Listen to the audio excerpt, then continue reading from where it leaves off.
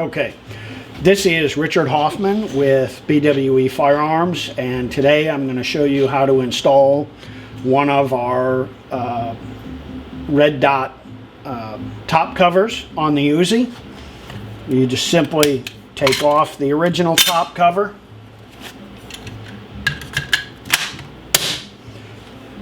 put on the new top cover with the red dot, and you're going to want to make sure you pull the trigger so the sear is not lifting up on the bolt.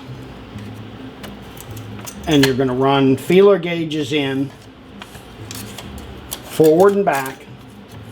You want this gap to be between 0.005 thousandths and about 0.015 thousandths. Long as you get that gap right, the gun will not jump over the sear and it's got enough room to float in there. If the gap is too big, take your top cover,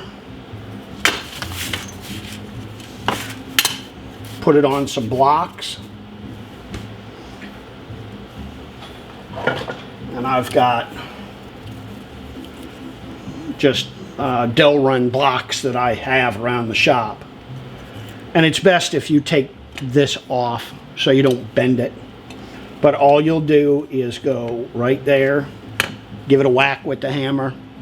Slow is better. Go a little bit at a time. Don't beat the hell out of it. Just do on each side until you get the gap right. You can also, if the rear,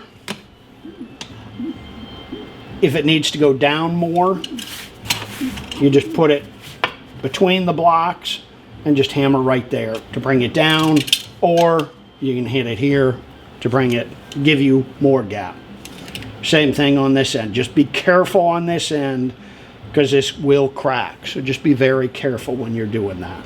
And that's all you have to do to install the top covers.